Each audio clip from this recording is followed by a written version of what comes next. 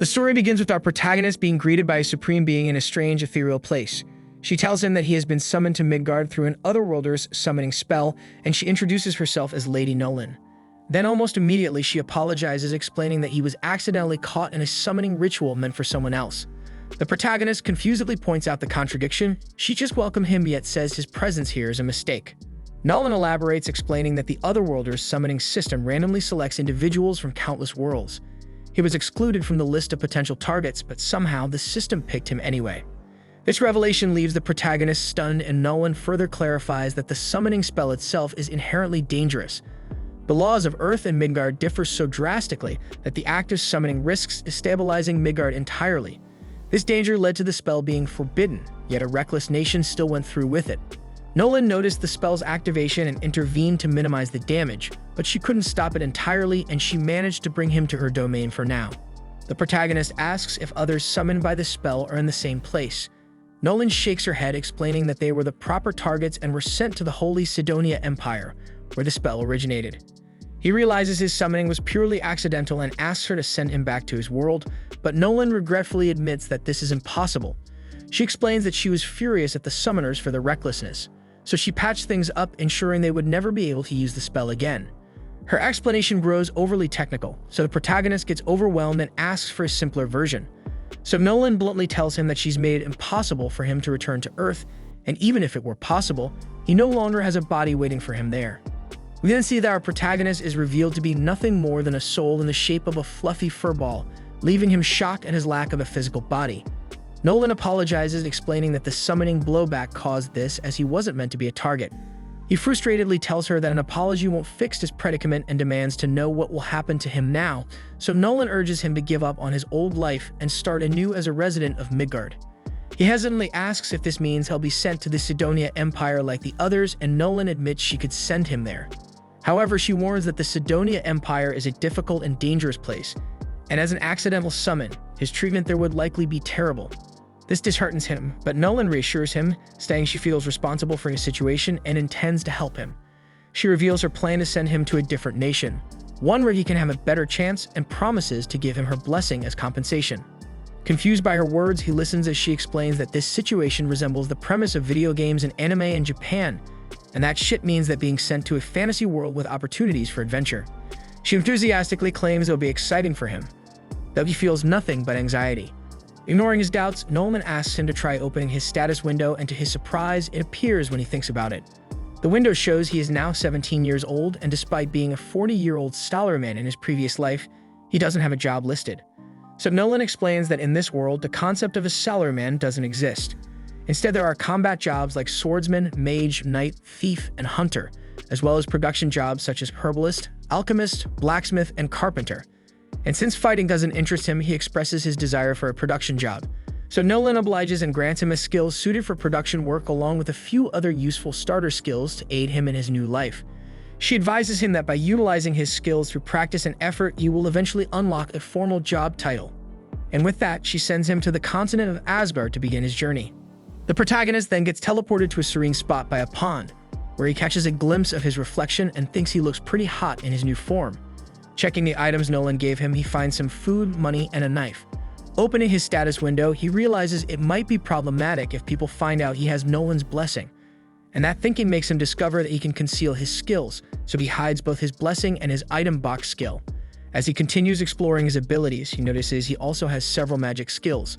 Like any typical otaku, he decides to try them out.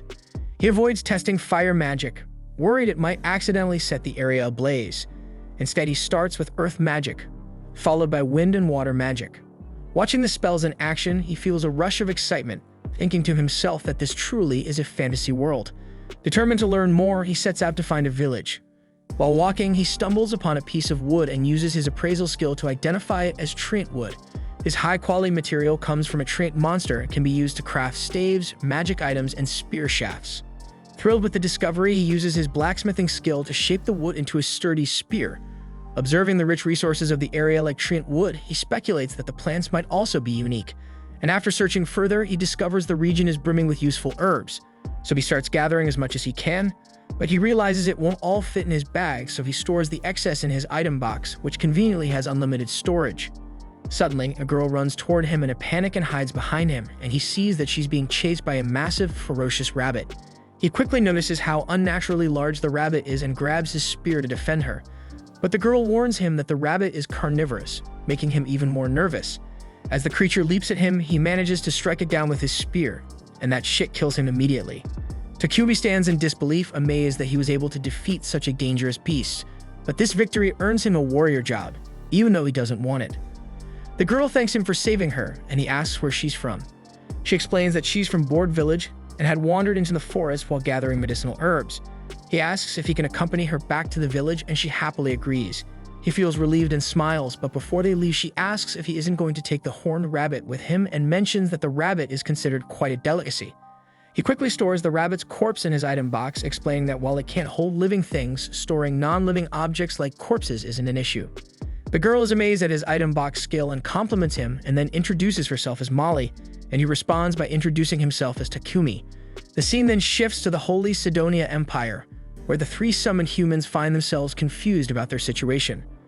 A cloaked woman then approaches them, welcoming them to a new world. She explains that they have been summoned to use their powers as heroes to save this realm. However, her cryptic explanation only deepens their confusion. She then introduces herself as Elizabeth, the first empress of the Holy Sidonia Empire, and reveals her face. And her expression exudes the air of someone who might suck your damn soul in some dark alley. Then we see that among the three, a girl named Akane suddenly gains a unique skill called Revelation from Lady Nolan. This skill grants her divine insight, instructing her to trust her instincts as they will guide her to the right decisions. Following her instincts, Akane decides not to trust Elizabeth because everything about her appearance screams dangerous. Back in Board Village, Molly's parents warmly thank Takumi for saving their daughter.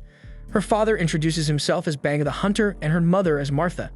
Takumi asks if it would be alright for him to stay in the village for a while, and they happily agree, mentioning that their village is abundant in herbs and even has a vein of ore nearby, which excites Takumi. Banga then introduces Boban, who stands nearby, as the village blacksmith. Takumi then thanks the villagers for letting him stay, but they inform him there's no inn in the village. But instead they offer to build him a home, which makes him genuinely happy.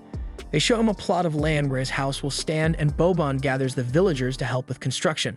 Takumi decides to pitch in as well, using his earth magic to level the ground. The villagers are impressed by his magical skill, but the effort drains a significant amount of his mana. So Banga advises him to conserve his energy and let the rest of them handle the work. Later, Takumi's new home is completed, and he uses his carpentry and blacksmithing skills to craft some basic furniture to make it livable. Feeling settled, he checks his status window and wonders if it's possible to change his warrior job. To his surprise, an option to switch jobs appears, so he excitedly selects alchemist and blacksmith as his main jobs and dives into work. Together with Boban, he collects ores of iron, silver, and copper.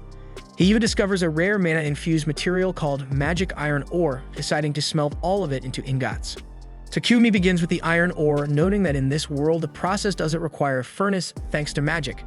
Using a combination of his alchemy and earth magic, he successfully transforms the raw ore into ingots, but the process consumes a huge amount of mana. But he pushes himself anyway to continue, determined to create as many materials as possible. Later, Molly brings him dinner only to find that he's collapsed from overexertion. When Takumi regains consciousness, he explains that he pushed himself too hard and drained his mana completely. Martha gives him a sharp lecture for being reckless, and Banga hands him a healing potion, which restores his energy. And from that point on, Martha and Molly check on him regularly to ensure he doesn't overdo it again. Takumi diligently continues his alchemy, refining ores into ingots over several days. And along the way, he manages to extract small quantities of precious metals like gold, lead, tungsten, titanium, and tin. Using these materials, he crafts high-quality utensils and tools, and also his relentless effort causes his alchemist and blacksmith levels to soar. Afterward, we see Takumi honing his smithing skills under Boban's guidance, assisting him with fire magic during their work. And together they craft a knife, and Boban proudly declares it his finest creation yet. Takumi's blacksmith level skyrockets to 40, while his alchemist level lags behind at 33, much to his annoyance, as his real goal is to excel as an alchemist. Later, Takumi approaches Banga, asking for some potions so he can try making his own using the herbs he's gathered. Banga agrees, but only has basic potions to offer, which Takumi gladly accepts. Soon we see Takumi brewing potions like a mad scientist or an evil witch in a fantasy story. The process reminds him of his childhood, when he would experiment endlessly. Once his potion is complete, he notices its color is different from Banga's and can feel faint mana radiating from it.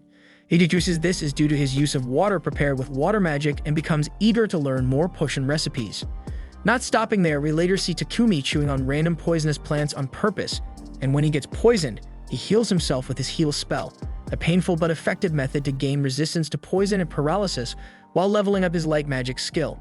He notes that this dangerous method is the quickest way to develop such resistance, though it's far from pleasant, but thanks to this reckless training, he unlocks purification magic. But just as he reflects on his progress, a massive level 25 armored boar appears before him. Armed with his spear and knife, Takumi prepares to defend himself. The boar then charges and Takumi hurls his knife at it, but the blade bounces off harmlessly. He then desperately strikes with his spear, which shatters into countless pieces. Resorting to spells, he casts Rock Ball and Wind Cutter, but neither has any effect. Frustrated and cornered, Takumi scrambles for a plan. But suddenly, he notices movement behind him, and he finds a poison spider lurking nearby. Assuming the worst, he prepares for another fight only to realize the spider is injured. And before he can react, the boar charges again. So Takumi braces for impact, but the spider unexpectedly comes to his aid, blinding the boar and causing it to miss its attack. Though the boar is disoriented, Takumi remains at a loss on how to finish it. But in a flash of inspiration, he uses his alchemical decomposition skill, and the spell dissolves the armored boar from within, defeating it completely.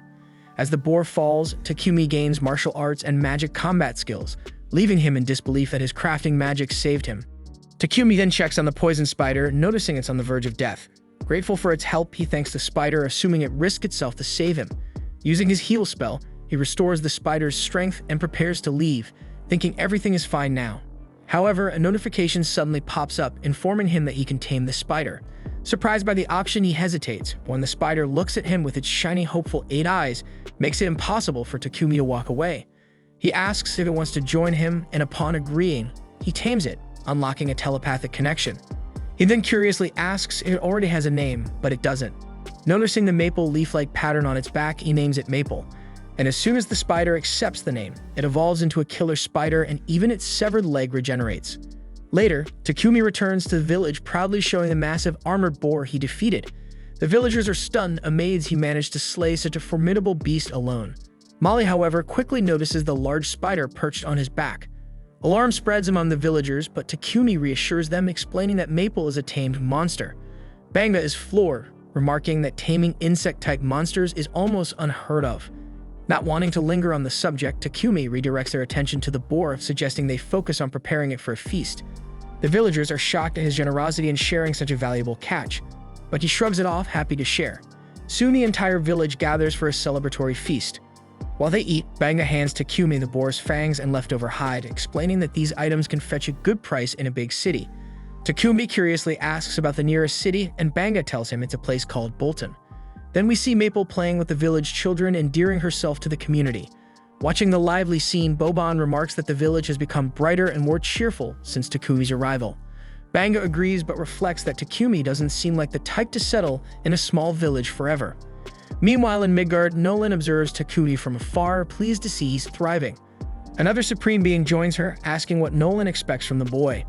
Nolan feigns ignorance, but the supreme being presses, revealing that she gave Takumi a special body, her blessing, and even sent him a full year into the past, before the Holy Sidonia Empire's summoning spell was activated. Nolan dismisses the notion that she has any deeper intentions, but her expression betrays her true thoughts, hinting that she may have a deeper plan for Takumi's future. One morning, Takumi wakes up to find himself tied up in bed, and he immediately knows Maple is behind it. She apologizes, explaining that she's been feeling lonely because Takumi has been so busy lately, and just wanted to get his attention. Realizing he's been neglecting her, Takumi admits that work has been consuming all this time, so he decides to take the day off and spend it with Maple, and this simple gesture makes her ecstatic. Just as the two are getting ready to enjoy their day, Martha walks in with Takumi's lunch and immediately notices the awkward situation. To her, it looks like something strange is going on between Takumi and Maple, but Takumi insists that it's not what she's imagining. Martha takes his explanation at face value, but can't help noticing the silky threads Maple has produced. Intrigued, she gets the idea to harvest as much silk as possible from Maple, seeing it as a golden opportunity. Later that day, Martha proudly shows off a shirt she's made from the spider silk, and the ladies in the village are going wild over its texture and quality. Takumi, surprised by their enthusiasm, learns that spider silk is considered a rare luxury item, usually only affordable to nobles. Martha, sensing a lucrative opportunity, asks Maple if she can produce more fabric. Maple obliges and eagerly squirts out more silk, but the process is time-consuming, so this means that she won't have time to play with Takumi anymore. Though Takumi is a little disappointed as he has been looking forward to spending the day with her, still he knows he has other responsibilities to tackle, so he's not entirely bothered. It's been about a month since Takumi first arrived in the village, and he's starting to plan his next steps. He intends to head to the city to advance his studies in alchemy, but the thought of saying goodbye to the villagers he's grown close to leaves him hesitant. In the meantime, Takumi decides to visit Boban at the forge to continue practicing blacksmithing. Together, they manage to craft a chest plate that fits Takumi perfectly, as well as a pair of sturdy steel-toe boots. Boban, proud of their work, points out that the boots are great for kicking things in a pinch. But Takumi, ever the pacifist, reminds Boban that he has no intention of fighting because he's committed to becoming an alchemist. Just then, Banga shows up, pleased to see that Takumi's armor is finally complete, though there's a hint of sadness in his voice. He knows Takumi can't stay in the village forever if he wants to grow his production business, and heading to the city is the logical next step because it's where Takumi can sell more of his goods, access a reliable supply of materials, and truly thrive. Banga then mentions that a trader from Bolton will be passing through the village in a couple of days, and he's already arranged for Takumi to hitch a ride back with him. While they're sad to see him leave, they understand this is for the best, and they encourage Takumi to start preparing for the journey. Grateful for their support, Takumi thanks them and heads back to his house to begin packing. On the way, he bumps into Martha, who's carrying a bucket of meat. He curiously asks what she's up to, and Martha explains that she's on her way to dispose of the innards from a horned rabbit Banga had caught. Apparently, the innards are the most delicious part of the rabbit, but they're also tricky to process safely. And without proper equipment to remove diseases and parasites, they have no choice but to throw the meat away. Takumi, however, has a better idea, and he bends down and uses his purification magic to cleanse the meat, making it safe to eat. Martha is grateful but also visibly stunned by what she just witnessed. She points out that light magic is incredibly rare in this world, and if people found out Takumi could use it, it would likely attract a lot of unwanted attention. So she advises him to keep this ability a secret when he leaves the village. Acknowledging her warning, Takumi promises to be cautious, but while he's still here, he plans to use every bit of his power to improve the villagers' lives. And over the next couple of days, he gets to work, using earth magic to construct a sturdy brick wall to enhance the village's defenses. For convenience, he builds a water pump and even adds a few other amenities to make life easier. And by the time he's finished, the village looks completely transformed. So when the merchant from Bolton finally arrives, he's so astonished by the improvements that he barely recognizes the place. Banga then steps forward to greet Pepek the trader, and after finalizing a trade deal, Takumi walks up, ready to depart. Pepek, who's already heard a great deal about Takumi from Banga, introduces himself, and everyone confirms if Takumi has everything he needs. Takumi assures them that he hasn't forgotten a thing, but there's one last gesture he wants to make before leaving. He reaches into his bag and hands Banga a potion, and then explains that he already left about 100 similar bottles at Banga's house and urges him to use them in case of emergencies to heal any injuries. Pepek, noticing the potion, asks for a closer look and is stunned by its quality because it's undoubtedly a high-level potion. However, Takumi seems oblivious to just how valuable his creation is. Soon, the rest of the villagers gather to bid Takumi farewell, and Pepek kindly offers to wait until everyone has said their goodbyes. Molly then waves goodbye to Maple, who's cozily sleeping in Takumi's sack, and Martha hands Takumi an outfit made from Maple's silk, a collaborative gift from the village ladies. Touched by their thoughtfulness, Takumi thanks everyone for their kindness, especially considering how short a time he's been in their village. He then steps into the carriage, and the villagers give him an enthusiastic send-off, assuring him that he will always be welcome in their home. As the carriage heads toward Bolton, Pepek comments on how deeply the villagers seem to care for Takumi. Even the others in the carriage remark on the heartfelt farewell, noting that Takumi was more like family to the villagers than a guest, to the degree that the sincerity of the goodbye tugs at Heath's heartstrings. Speaking of which, the blonde man introduces himself as Heath, while the redhead is Real and the gloomy-looking man is Bogar. They explain that they're part of Lion Fang, a C-rank adventurer party currently serving as Pepek's bodyguards. However, they admit there isn't much for them to do in this peaceful region, making the assignment more of a routine journey than a dangerous mission. Real then notices Takumi clutching his bag tightly and curiously asks if something precious is inside. And Takumi casually answers that his pet killer spider Maple is sleeping in there. The group is stunned that Takumi managed to tame a killer spider, prompting Real to ask if he can see it. However, his creepy demeanor makes Maple headbutt him square in the face, and that makes Takumi immediately start apologizing for Maple's behavior, but the others assure him there's no need because Real totally deserved it. Heath even jokes that Maple might develop a fear of all humans after meeting Real, though that's clearly not the case because Maple seems to have taken a liking to Bogart. And as the group continues fawning over Maple, Papek calls Takumi to the front of the carriage to discuss the potion he saw earlier, and he asks if Takumi has any more in stock and expresses interest in buying some. Takumi is open to the idea, but before the conversation can go further, one of the horses suddenly halts, signaling trouble ahead. A horde of goblins has surrounded the carriage, preparing to attack. The group knows this is bad news, but instead of panicking, they seem excited about the chance to finally see some action. They tell Takumi and Papek to stay put while they handle the situation. With roughly 20 goblins in the field, the adventurers step out confident they can take them all. Real then fires arrows from his bow with precision, while Bogar and Heath crush goblins left and right with their mace and axe. The fight is over quickly, and the group begins dissecting the goblins to harvest their magic stones. Maple observes the chaos with interest clearly warming up to Bogar but maintaining her disdain for Real and indifference toward Heath. After the skirmish, everyone piles back into the carriage and the journey continues for another 3 days. When they finally arrive in Bolton, the members of Lion Fang head straight to the Adventurers Guild to report the success of their bodyguard mission. Takumi tags along as he needs to register with the guild if he plans to stay in the city. Ideally, he would have joined the Alchemist Guild, but since Bolton doesn't have one, becoming an adventurer is his only option. The receptionist Hans explains to Takumi that the Adventurer Guild card can serve as his identification. As long as he completes at least one simple quest per month, the card won't expire. With this knowledge, Takumi proceeds to register as an adventurer and introduces Maple as his pet, finalizing all the paperwork. With his registration done, Takumi heads to Papek's trading company to negotiate a deal for his potions. He reveals that he has about 103 potions in stock, each of exceptionally high quality. Papek is impressed and offers 10 silver coins per healing and stamina potion and 50 silver coins per mana potion. Takumi quickly calculates that this deal would net him over 7 million yen in equivalent value. Shocked by the amount, he feels it's too much money, but Papek reassures him that this is fair, adding that Takumi could earn even more if he established a solid reputation as a potion producer. Papek, aware of Takumi's plans to become a producer in the city, advises him to find a home with an attached workshop for efficiency. Takumi realizes he hadn't even thought about housing yet, so to help him out, Papek calls over his assistant Thomas and asks him to show Takumi a suitable property at an affordable price. Then when Takumi finally sees the property, it looks more like a grand mansion than a simple house. Feeling overwhelmed, he doubts he can afford such a luxurious place. Thomas, however, assures him that the mansion is surprisingly affordable and even guarantees that it's ghost-free, eliminating any unnecessary worries. Takumi then notices the spacious workshop attached to the mansion, which makes it incredibly convenient for his work. Realizing the long-term benefits and knowing he has enough funds from the potion deal, Takumi decides to go for it. And after a moment of deliberation, he tells Thomas with newfound confidence that he'll take the mansion.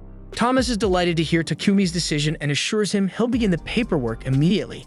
And he tells Takumi he can move in as early as tomorrow.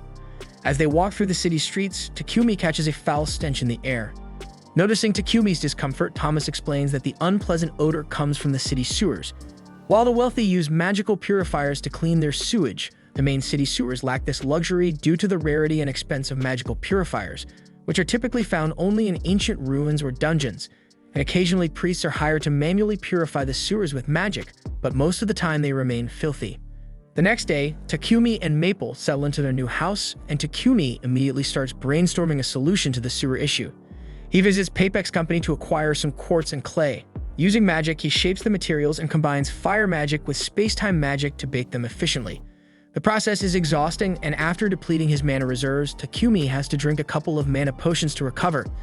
Despite the effort, his work pays off because he successfully creates a modern toilet. Not long after, Takumi hears a loud scream from the living room. Rushing to investigate, he finds Papek completely wrapped in Maple's silk. Takumi gets bewildered and demands to know why Maple did this, and Maple innocently explains that she thought Papek would find it fun.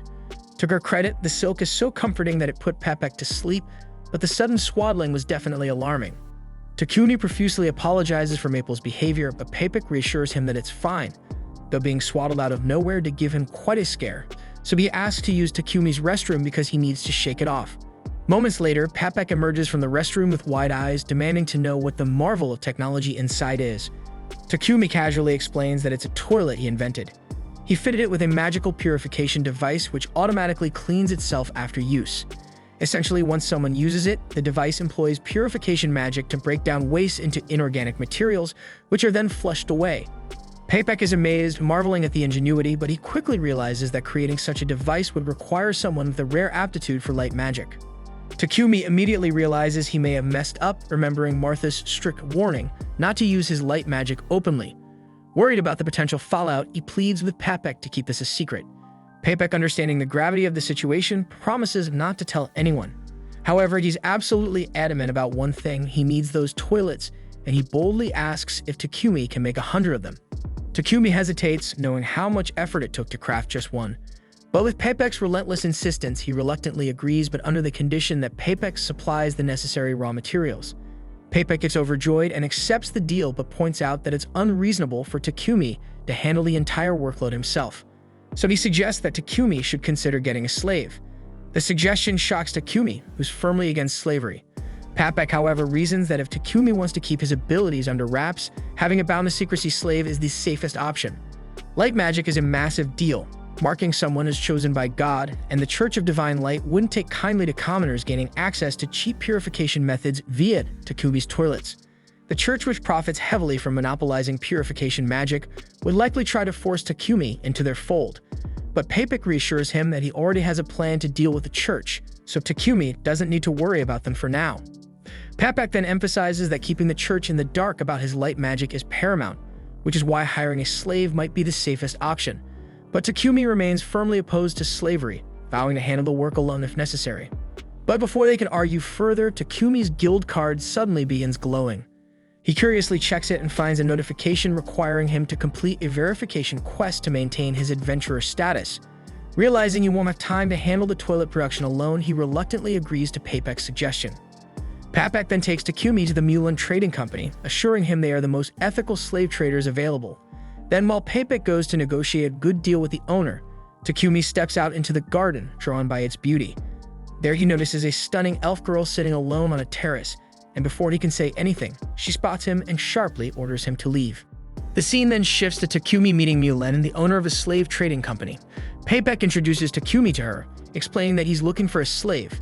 However, he adds that Takumi is hesitant about using a slave contract, so Takumi reveals that in his homeland, slavery doesn't exist. Mulan nods in understanding and explains that if Takumi makes a contract with a slave, the slave will indeed be bound to him. However, she assures him that in the kingdom of Barkula, the rights of slaves are protected by law. She then outlines the general rights of slaves, and Takumi sums it up, noting that the owner is obligated to provide food, clothing, and shelter. Additionally, both the owner and the slave are strictly forbidden from causing life-threatening harm to one another, and the slave is prohibited from sharing any personal information about their owner with others. Takumi reflects that this system is different from what he had imagined. Mulan then explains the common types of contracts. Slaves who enter servitude due to debt remain bound until their debt is fully repaid. Criminals can choose contracts as a form of rehabilitation and to earn a livelihood. Prisoners of war may accept contracts to secure a place to live. However, she adds that some people are captured and forced into slavery illegally, a sad reality that occurs all too often. Papek then suggests that a war slave might suit Takumi best since they can only be freed with their master's permission. Mulan asks why, curious about his preference, so Papek explains that Takumi is a producer with exceptional skills that are impossible for others to replicate. Mulan, however, wants to hear the reason directly from Takumi, so he explains that his primary goal is to focus on his work. However, he also has responsibilities, including completing Adventurers Guild quests and managing daily tasks. He also mentions that he needs someone to manage the mansion where he's currently living and handle the housework. Furthermore, Takumi possesses many confidential skills which could draw unwanted attention. Takumi also adds that he often ventures into dangerous areas to gather materials, so it would be ideal to contract someone who could protect him and assist during all that stuff. Hearing Takumi's requirements, Mulan realizes he needs 2 slaves. She summons a girl named Maria, introducing her to Takumi. Mulan then explains that Maria was kidnapped by bandits as a child and has no surviving family. Over the years, she has been trained in reading, writing, calculations, and general housekeeping. She then informs Maria of Takumi's needs, emphasizing that he requires someone to manage his mansion. Takumi then outlines the layout of his mansion, describing the number of rooms, and asks if she can handle it alone.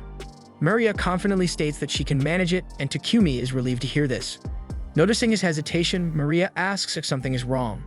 Takumi admits that he's surprised someone as cute as her hasn't already been chosen by someone else. Embarrassed by the compliment, Maria blushes. Takumi quickly apologizes, worried that his comment might have been inappropriate, but Maria assures him it's fine, explaining that her skills are limited to general housekeeping. Takumi assures her that housekeeping is all he needs, but Maria hesitates, appearing uneasy. When he asks what's wrong, she shyly clarifies that she won't be sharing his bed. Takumi is surprised and quickly clarifies that such an arrangement isn't what he's looking for. He reassures her that his sole interest is her ability to manage the household.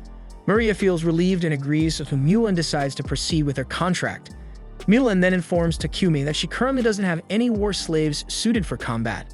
However, Maria mentions someone named Sophia. Mulan immediately tells her to stop speaking out of turn and instructs her to return to her room to gather her belongings. After Maria leaves, Takumi curiously asks who Sophia is, so Mulan explains that Sophia is a war slave, but she has certain problems.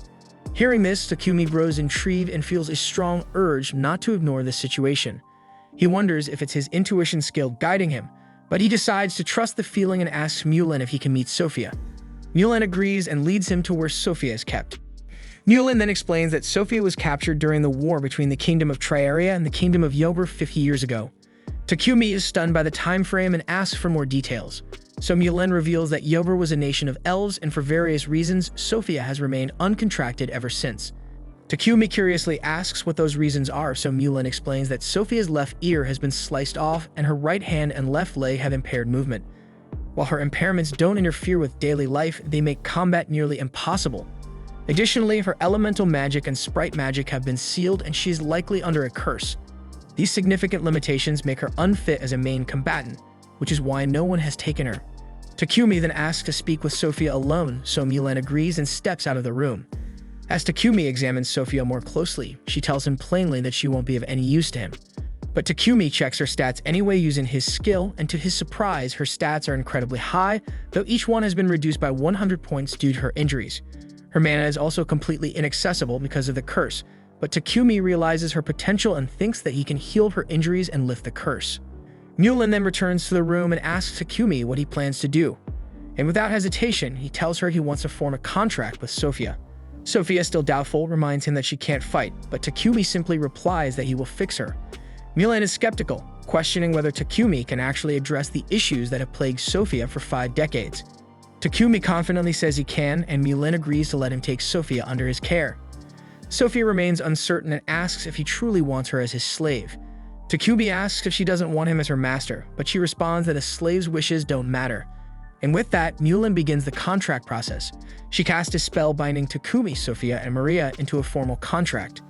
After the contract is sealed, both Sophia and Maria express that they will do their best to serve Takumi. Takumi thanks them and treats them with respect, but Sophia quickly reminds him that they're just slaves and he doesn't need to act so politely. Mulan, observing the interaction, smiles and remarks that they found themselves a good master. Afterward, Takumi arrives at his house, where Maple leaps at him as soon as he opens the door. Startled, Maria and Sophia immediately prepare to fight the killer spider, but Takumi quickly stops them, explaining that Maple is his pet. He then introduces Maple to the two of them and informs Maple that Maria and Sophia will be living with him from now on. Takumi then shows Maria and Sophia to their rooms. Both are surprised to learn they'll have their own separate spaces, hesitant to accept such accommodations. Takumi insists, explaining that the mansion has many unused rooms and it's better to put them to good use. He also informs them that the mansion has a bath they can use anytime. They express gratitude, but suggest he go to the bath first. Takumi hasn't decided on his own bathing schedule, so he encourages them to use it freely, assuring them he's installed a device to keep the water clean constantly. Later, we see Maria and Sophia relaxing in the bath. Maria remarks that she never thought Mulan would let Sophia go, as she had refused to sell her to anyone before, no matter how much money was offered. Maria believes this means Mulan must have truly acknowledged Takumi as a worthy master, and she thinks he seems like a kind person as well. Sophia, however, remains skeptical and points out that when she looked at the contract Mulan prepared, most of the entries regarding Takumi were left blank. She believes you might be hiding something, and if so, there must be special circumstances or a reason why sharing that information could cause trouble, and she admits that she doesn't fully understand what he's thinking. When they leave the bath, they discover that Takumi has already prepared dinner. Maria is devastated, insisting this was supposed to be her job. Takumi reassures her, explaining he just wanted to make things easier for their first day. He promises she can take over the work from tomorrow, and Maria asks if she can at least clean up after dinner, to which he agrees. Then we see Sophia is surprised to see Takumi inviting them to eat at the same table as him. When she asked about it, he explains that he doesn't want them to live separately just because they are serving him. He hopes they'll eat with him, as it would make him happy, and they agree, but with a little bit of hesitation. The next day, Takumi collects his order from Papek, who warns him to handle it with care, so Takumi assures him he understands and heads out. On his way back, Takumi spots a church and decides to visit, and inside he finds a statue of Lady Nolan. Offering a prayer, he thanks her for her blessings and mentions hearing that the Holy Empire of Sidonia controls this country's religion, so he curiously asks why she was badmouthing Sidonia earlier. To his shock, Lady Nolan suddenly appears before him. Takumi gets startled and asks how this is possible, so she explains that his prayer reached her, which allowed her to call him into her presence briefly. Lady Nolan then answers his question, revealing that she has no connection to Sidonia or its Church of Divine Light. She explains there are two major religions in this world: the Church of Creation, which has always worshipped her, and the Church of Divine Light, which was created later. The latter's god doesn't truly exist, but the Holy Empire of Sidonia used aggressive tactics to spread its influence rapidly, opposing the Church of Creation. So Lady Nolan chose not to intervene, viewing it as a petty human conflict. Takumi then realizes this lack of interference allowed Sidonia to activate its summoning spell, bringing someone like him to this world. Lady Nolan apologizes again, acknowledging the unintended consequences of her inaction. She then offers a disclaimer about her blessing. While parts of it are permanent, others are temporary.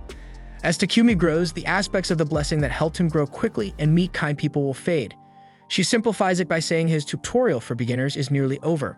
Soon he will face more significant challenges, including hitting walls in his growth and encountering individuals with ill intentions. Takumi reflects on her words, realizing that many of the kind people he's met so far were likely a result of the blessing. Accepting that he will need to rely more on himself moving forward, he thanks Lady Nolan one last time and exits the church. The story then jumps forward by 1 year into the future, showing the king of Sidonia asking about the progress of the summoned heroes. He is informed that they are currently training with the knights. The king expresses hope that these heroes will become valuable assets, acknowledging the difficulty of summoning them to this world. The minister notes that the heroes were initially reluctant to help, but thanks to Elizabeth's persuasion, they have become more cooperative. The scene then shifts to Akira and Yamato sparring with the knights. The knights mock their poor performance, highlighting how far they still have to go. Yamato then recalls a humiliating memory from his past, when he was defeated by a freshman during a judo match and ridiculed by everyone. Motivated by that memory, he trains with renewed determination, earning the knights grudging respect for his grit. Meanwhile, the knights ask Akane to join in, but she refuses, stating that she's not interested in violence. She then tries to leave, but Elizabeth intercepts her, insisting that this is not about violence but something essential to saving the world. Then Akira steps in dramatically, playing the role of the protective hero, and assures Akane that she doesn't need to worry because he will protect her. Akane, unimpressed, ignores his bravado and thinks to herself that Elizabeth is dangerous. The story then transitions back to the present. At Takumi's house, he stumbles through the door, falling face first onto the floor. Maria and Sophia rush to help him, picking up his belongings. But when Sophia reaches for the bag Takumi had collected from Papek, he hurriedly places it into his magic bag. Sophia notices this and becomes suspicious, thinking he must be hiding something. Takumi then excuses himself and heads straight to his workshop. Sophia follows him discreetly, and inside she watches him immerse a knife into a strange liquid and injure his arm with it. Then he immediately heals himself using magic. He then prepares to repeat the process, muttering that Maria really messed up earlier. She misunderstands his words, so she approaches him but falls on him, accusing him of planning something terrible for Maria. Takumi gets confused, but before he can explain, Sophia collapses from exhaustion. Takumi realizes she's overworked and notices an injury on her hand. He attempts to heal her, but the process consumes far more mana than usual, likely due to the curse affecting her. Then after expending significant effort, he manages to fully heal her, and in doing so, his light magic levels up. Afterward, Takumi carries Sophia to her room and asks Maria if Sophia's collapse happens often. Maria explains that Sophia has fainted from exhaustion before, usually when she moves too suddenly or gets overly excited, and she suspects the cause is the curse affecting Sophia. Determined to help, Takumi begins a healing process, combining his Dispel spell with extra heal to treat her condition. And he successfully regenerates Sophia's ear and completes the treatment. Sometime later, Sophia wakes up, confused about how she got to her room, so Maria asks if she's feeling alright, and Sophia admits that she feels lighter than ever. But then she quickly recalls her earlier misunderstanding, so she panics and urges Maria to run away, claiming Takumi isn't the man Maria thinks he is. Maria, however, smiles and tells Sophia that Takumi is even better than she imagined. Sophia confusedly demands to know what Maria is talking about, so Maria hands her a mirror, and Sophia stares at her reflection, shocked because her ear is back to normal. She also realizes that her magic, which had been sealed for years, has returned, so Maria explains that Takumi cured her. Later, Sophia meets Takumi and asks him about what happened. He explains that earlier he had been cutting and healing himself to level up his light magic so he could properly heal her. Sophia then curiously asks what he meant when he mentioned that Maria had messed up. Takumi clarifies that Maria had mistakenly thrown away some medicinal herbs he collected, mistaking them for trash. Sophia, embarrassed by her misunderstanding, then asks why he went to such lengths to help her, especially since it was dangerous for him, and Takumi simply replies that he was keeping his promise. Hearing this, Sophia bursts into tears, deeply moved by his kindness. She then kneels before him and swears her lifelong loyalty, vowing to serve him with unwavering devotion. The next day, we find Takumi in a quiet library, flipping through dusty alchemy books to dig deeper into this world's magic. To his frustration, most of the texts barely scratch the surface of alchemy, leaving him puzzled as to why such a straightforward discipline has faded into obscurity. But after some thought, he concludes that alchemy must be a relic of an ancient magical civilization. Conveniently, Lady Nolan's blessing allows him to understand all languages in this world, making even the most complex alchemy books laughably simple for him to comprehend. Armed with new knowledge, Takumi returns home, where Maria greets him with sandwiches for lunch. As they eat, Maria begins muttering to herself about how heartwarming it was to see Takumi and Sophia reconciling the day before. She sheepishly admits she had been spying on them from behind the curtains, because apparently personal privacy is overrated. She gushes about how romantic it was to witness Sophia pledging her loyalty to Takumi, likening it to a knight swearing to protect a princess. Except in this case, Takumi is the princess. Maria and Maple wholeheartedly agree that Takumi makes an admirable princess. Much to his utter embarrassment, he can only respond with a cringing smile. Later in the afternoon, Takumi heads outside to work on his production business because today's task involves packaging a bulk order of toilets for Papek. Aria and Sophia join him, cleaning and packing the goods while Takumi daydreams about breaking free from the monotony of manufacturing.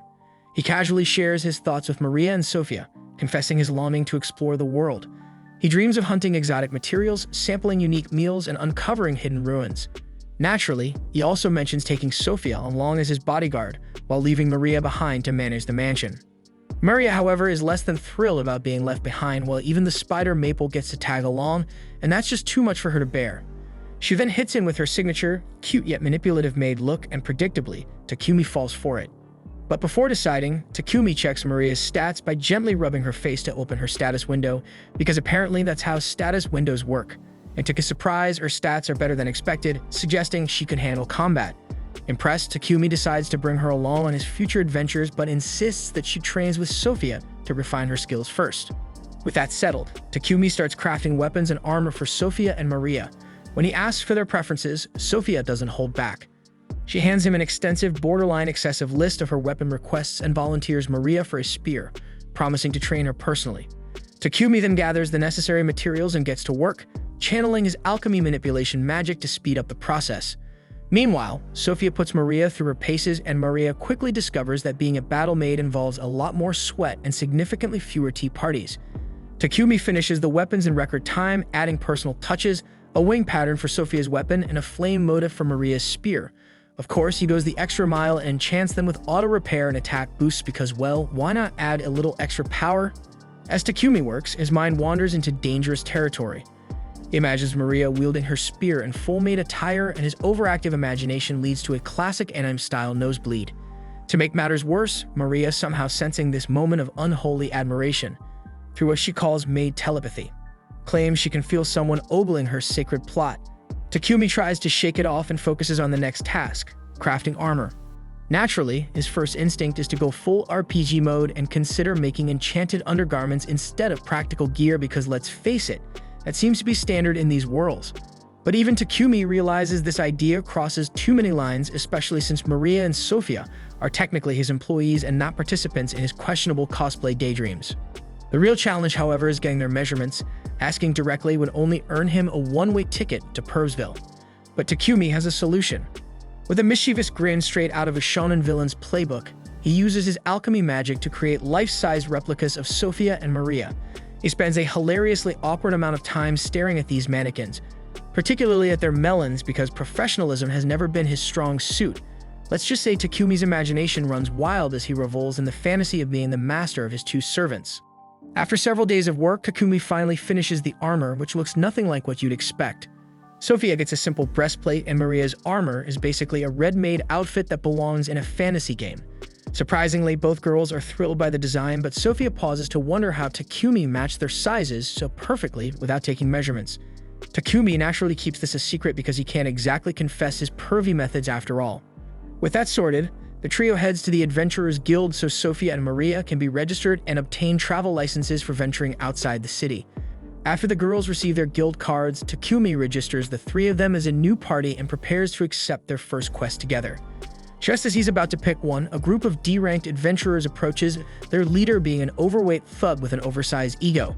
They immediately start picking on the group, telling the girls to dump Takumi and spend their time with someone more deserving than an F-rank loser like him.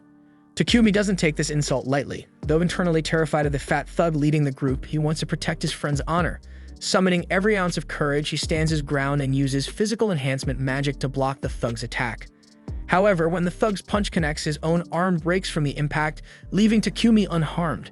Just as things are about to escalate further, the guild master arrives to put a stop to the commotion. However, upon seeing the injured thug, the guild master immediately blames Takumi for the incident, completely unaware that the thug hurt himself trying to attack Takumi. As the guild master scolds Takumi, Sophia, and Maria, the receptionist Hans intervenes, explaining that the white-haired idiot hadn't started the fight and was only defending himself. When Hans addresses the guild master by his title, Takumi's jaw nearly hits the floor. He's shocked to learn that the bald-headed, angry bird-looking man is actually the guild master. Hans formally introduces him as Barak. Ignoring the introduction, Barak sternly orders Hans to heal the thug's broken arm. Afterward, Barak asks Takumi and the girls to follow him. In what feels like an interrogation room, the guildmaster demands to know what Takumi's deal is. Initially hesitant to reveal his abilities, Takumi is forced to explain when Hans mentions detecting traces of magic at the fight scene. Hearing this, Takumi realizes how sharp Hans' sense skills must be. While admitting to using magic, Takumi clarifies that he didn't cast any spells on the goons from earlier. Instead, he explains that he coated his body with charcoal from his item box. Hans doubts him but becomes convinced when Takumi adds that he synthesized the coal into diamond. Recognizing this as alchemy, Hans recalls that Takumi had initially wanted to join the Alchemist Guild when they first met. Ignoring the magic talk, Barak shifts the conversation to the women in Takumi's party. When Sophia and Maria confirm they're his teammates, Hans suggests promoting Takumi to rank D to deter further harassment from weaklings. Barak agrees, noting it might prevent more skirmishes like the earlier one. However, since Sophia and Maria just joined the guild that day, Hans proposed assigning them some starter quests to help them rank up quickly. Realizing that climbing the ranks would make them better protectors for their master, the girls eagerly accept. Later that day, the trio heads into the woods to tackle their quests. They've been tasked with 3 jobs: exterminating goblins, dealing with kobolds, and gathering herbs. As they venture into the forest, Maple signals Takumi about goblins hiding in the bushes. Takumi alerts the girls and Sophia charges in, swiftly attacking the goblins. 2 more goblins rush out, but Maple ensnares their legs with her webs, allowing Takumi and Maria to finish them off with well-placed strikes. As they move forward, Takumi grows increasingly uneasy at the sheer number of kobolds and goblins they keep encountering. No matter how many they kill, more seem to appear. Sophia speculates that there's likely an encampment nearby, possibly with a general leading the monsters. The mere mention of a goblin general makes Takumi feel like his bladder might betray him. Sophia doesn't help, casually mentioning that it typically takes 5 rank D adventurer parties to wipe out an encampment with a general. The thought feels impossible to Takumi, but Sophia is confident they can pull it off if they combine their unique magic skills for a surprise attack. While her plan sounds promising, Takumi internally screams, wishing he were anywhere else but here. To make matters worse, Maple suddenly announces that it's about to evolve. Panicked, Takumi immediately opens an emergency portal to his pocket dimension and hurriedly sends Maple into it to avoid any surprises. Pressing on, they finally locate the monsters' camp. Sophia estimates that there are around 300 to 400 enemies. The number alone is enough to make Takumi's legs wobble as he anxiously reconsiders their options. With the enemy's location confirmed, Sophia, Maria, and Takumi raise their tightly clenched fists, activating the magic rings that Takumi gave them before for a coordinated strike. Sophia's powerful wind magic, Maria's massive rock barrage, and Takumi's blazing firestorm combine into a devastating attack, wreaking havoc on the monsters' camp and decimating their numbers. For a brief shining moment, the clueless coward Takumi believes they've won. But his hope shatters when an enormous goblin general and two knights emerge from the rubble, and their grotesque appearance sends chills down Takumi's spine.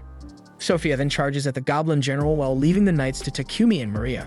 But despite being a coward at heart, Takumi defends himself and uses his fire magic to obliterate one of the goblins. Once the group completes their quests, they return to the guild exhausted.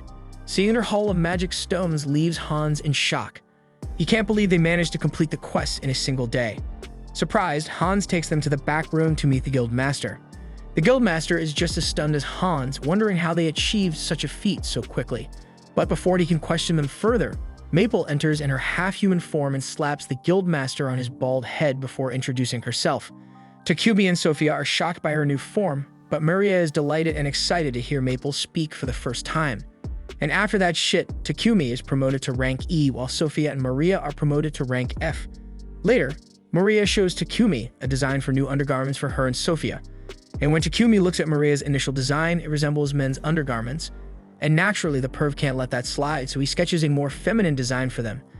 And the moment Maria sees it, her cheeks flush furiously, and she stammers as she begs him to make it. While they talk, Maple informs Takumi that Pepek has arrived. Pepek faints upon seeing Maple's new form, but when he recovers, he tells Takumi that the Lord of Bolton has summoned him to express gratitude for the toilet he made.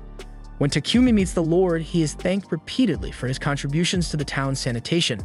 The Lord's kindness surprises Takumi, who starts to think of him as a good and honorable leader.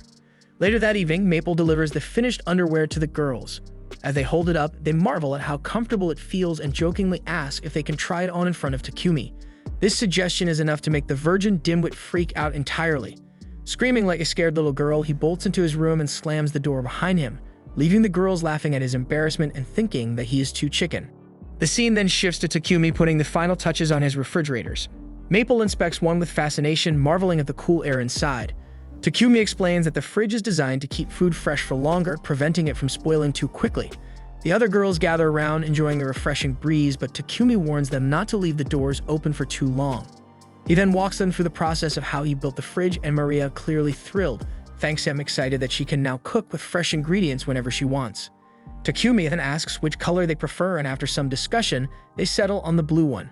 Satisfied, Takumi takes the remaining refrigerators to Pepek, letting him know that he's ready to start his next project. Sophia, curious as ever, wonders if he's inventing something new yet again. However, Takumi tells her that this time he's thinking about upgrading their equipment. After their recent fight with the Goblin General, he realized that their current gear won't be sufficient for their future journeys. He adds that both his blacksmith and alchemist levels have improved recently, so instead of using magic steel, he plans to work with adamantite and mithril. This surprises Sophia, but she looks forward to seeing what he can create. Afterward, Takumi seeks out Hans to ask where he can find mithril and adamantite. Hans informs him that both are extremely rare ores and that there are no blacksmiths in the city capable of refining them properly. Still, he offers Takumi a list of skilled blacksmiths who live in the area. He also points out that since Takumi is an alchemist, he might be able to synthesize the ores himself. Takumi is surprised by this suggestion, but Hans explains that synthesizing them would be incredibly time-consuming and drain a massive amount of mana. He then suggests a more practical approach, mining the ores directly from a town called Horaz, located northwest of the Kingdom of Barcula. However, there's a catch. The mines are restricted and only members of the Blacksmith Guild are allowed entry. Fortunately, there's a loophole. If Takumi accepts a quest to eliminate the monsters that occasionally appear in the mine, he'll be granted temporary access. This means he could mine the ores while also completing the quest, so Takumi believes that if he does this will mean killing two birds with one stone. The guildmaster then suddenly appears, informing Takumi that Bolton has been experiencing a shortage of trint wood. He explains that this is due to most adventurers prioritizing black buffalo hunts, which are common around this time of the year. He emphasizes that this is a serious issue and casually points out that the Forest of Death, where trint wood can be found, happens to be on the way to Horaz. Takumi immediately realizes that the guildmaster is trying to rope him into hunting trints as well. The guildmaster confirms this assumption and further mentions that hauling back all that trint wood shouldn't be an issue for Takumi since he has space-time magic. Takumi agrees to take on the task since he also uses trint wood himself, but the guildmaster isn't finished yet. He brings up a blacksmith who needs to travel to Horaz and requires an escort, once again pushing another mission onto Takumi. At this point, Takumi can't help but think that this guild is absurdly exploitive. The guildmaster then attempts to sweeten the deal, offering Takumi a promotion to rank D if he completes the quest. However, Takumi is skeptical, revealing that he has never taken an escort mission before. He suggests that the Lion Fangs would be better suited for the job, but the guildmaster informs him that they are already occupied with another quest. Accepting his fate, Takumi shifts gears and asks how long the journey to Horace would take. Hans explains that a standard horse carriage would take about 7 days, whereas a monster horse carriage could make the trip in 4. Understanding the situation, Takumi requests a monster horse carriage, but Hans disappoints him by revealing that they are all currently in use. Just then, Real enters the room, stating that their party is the one using them. Hans assumes that Real's group must have completed their quest, but Real clarifies that they haven't. He is only here to deliver a black buffalo they hunted along the way. He warns the guildmaster that upcoming escort missions will be dangerous due to an increase in advanced species in the forest. However, the guildmaster remains unfazed, remarking that higher risk means higher rewards. Real shakes his head at the guildmaster's cold attitude and mentions that he will be departing tomorrow morning to rejoin his party. Seeing an opportunity, Takumi offers Real a place to stay at his house, even telling him he can use the bath, so Real happily agrees. But before they part ways, Takumi mentions that he has some business to handle first and offers to give Real his home address, and he will catch up to him later. However, Real simply shrugs and says he'll just tag along. The two of them then head to Papek's company, where Papek readily agrees to lend Takumi a monster horse carriage for his mission. In return, he asks Takumi to wholesale some of the ores he mines, to which Takumi agrees. Papek then eagerly shows off the fridge Takumi made, practically begging him to produce more, completely obsessed with the invention. Meanwhile, back at Takumi's house, Sophia is growing anxious. She paces around, worried that her master still hasn't returned home. Thoughts race through her mind, wondering if something bad has happened to him, and she deeply regrets not accompanying him on his excursion. As night falls, Takumi and Real finally make their way back to the mansion, frustrated that they weren't able to find any blacksmiths skilled in working with mithril. Takumi mentions that they managed to visit everyone on the list except for one, as his shop was closed. Just then, they come across a hooded figure blocking their path. Real immediately senses a dangerous aura radiating from the figure and instinctively tries to pull Takumi away, but before they can escape, the figure moves to intercept them with a swift kick to Real's head. To their shock, the hooded person reveals themselves. It's Sophia. Mistaking Real for a kidnapper, she lunges at him with full intent to kill, but Takumi quickly steps in to stop her. After a tense moment, he explains the situation and Sophia immediately apologizes. Real, still shaken, shrugs it off, but now has a mountain of questions about Takumi's life. When they finally arrive at the mansion, Real is taken aback by the number of girls living in Takumi's house. He eyes them all suspiciously and wonders what kind of wild life his friend is leading. Takumi casually explains that he needed help around the house, so he bought some slaves. As Real processes this, his attention shifts to Maple, who has now evolved into an Araxian. Excitedly, he asks if she remembers him, only for Maple to glare at him with pure hatred, completely crushing his fragile heart.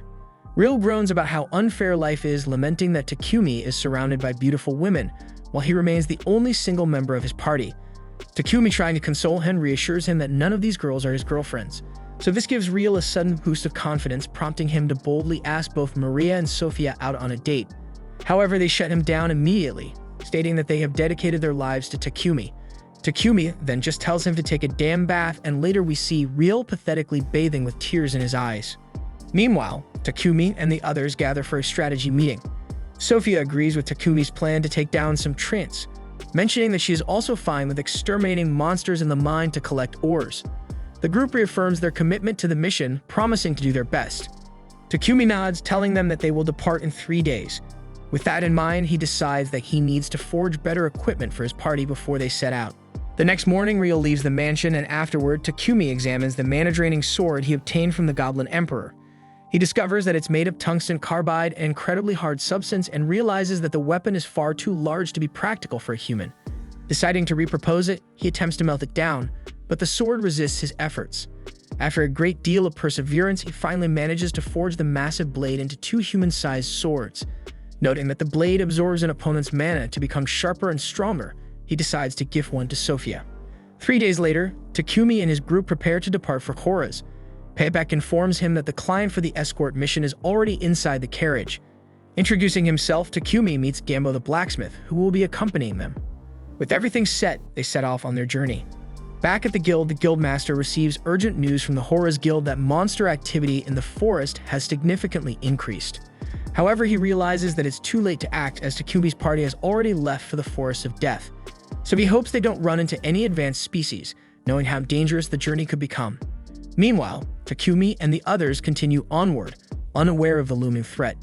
Meanwhile, back in the royal capital, a messenger from the palace meets with Pepek, expressing gratitude for the toilets he provided to the king.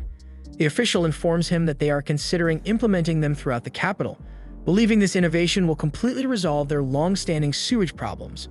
Pepek is pleased to hear this, but the official then warns him that word of this advancement has spread far, even reaching the Holy Sidonia Empire. Given their reputation, the empire is likely to take action. Fast-forwarding a year into the future, we see that both Yamato and Akira have grown into formidable fighters, impressing those around them with their rapid development. However, Akane remains skeptical of Elizabeth, keeping a watchful eye on her. Returning to Takumi's group, they make a stop near the Forest of Death. Takumi casts a protective barrier around their camp and instructs Gambo to stay inside while they deal with the trance. The scene then shifts to them deep in the Forest of Death, where Takumi asks Sophia how to tell the difference between a treant and a regular tree. Sophia explains that he needs to focus and sense their magic while observing their surroundings. She then points at one, revealing it to be a treant, and Takumi immediately charges at it. He tries to strike him with its roots, but Maple and the others step in to cover him. Seizing the opportunity, he thrusts his spear into the monster, bringing it down and leveling up both his axemanship and logging skills. Thinking these creatures are weak, Takumi assumes this will be an easy task. However, Sophia warns him that they are surrounded and suggests using magic to take them down more efficiently. The team unleashes their spells, cutting and burning through the treants, and as the battle rages on, Takumi levels up several of his skills. Suddenly, an elder treant appears, significantly stronger than the rest. The girls attack, but their strikes have no lasting effect as the monster regenerates instantly. Seeing this, Sophia tells Takumi they must take it down in a single decisive strike. So she instructs him to coat his blade in fire magic, which he does before rushing the elder treant. Dodging its attacks, he lands a direct strike to its eye, dealing a fatal blow. With that, the creature is finally defeated, and Takumi's skills level up again.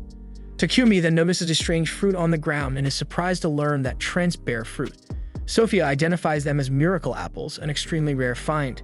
So Takumi suggests they take them home, and Maria, excited, announces her plans to bake an apple pie. Later, the group arrives in Horace and heads straight to the Adventurers Guild.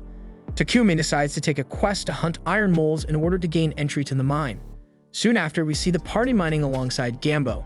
Takumi successfully unearths some mithril, and Gambo directs him to a spot containing adamantite ore. Gambo is amazed at Takumi's luck, as it's rare to find such valuable materials on a first mining expedition. Just then, an iron mole suddenly emerges from the ground, and without hesitation, Takumi blinds it using his light magic, allowing Sophia to swiftly finish it off. The others marvel at how effortlessly he took down the creature, and Takumi explains that he figured light magic would work since iron moles thrive in darkness. Sophia is still surprised by how easy it was, while Maria pouts, disappointed that she didn't get to contribute in any shit. With their quest complete, they mine a massive load of ore before returning to Bolton. The next day, Takumi visits Gambo's shop, eager to learn the basics of synthesizing and forging mithril and adamantite alloys. Gambo agrees to teach him and starts by having Takumi forge a mithril knife. Afterward, Takumi upgrades the girls' armor using the high-quality materials he obtained, ensuring they are better prepared for future battles. The scene then shifts to the girls trying on their new armor, utterly speechless at the number of unique skills and enchantments infused within them. Sophia's armor is imbued with wind and water elements, while Maria's carries fire and earth attributes. Takumi explains that to embed their elemental affinities into the armor, he had to saturate magic stones with his mana until they turned blue.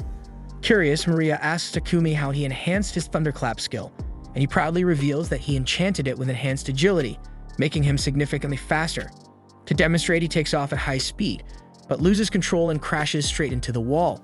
The girls, wanting to spare him the embarrassment, pretend not to have seen anything, while Takumi realizes he needs to get used to his newfound speed.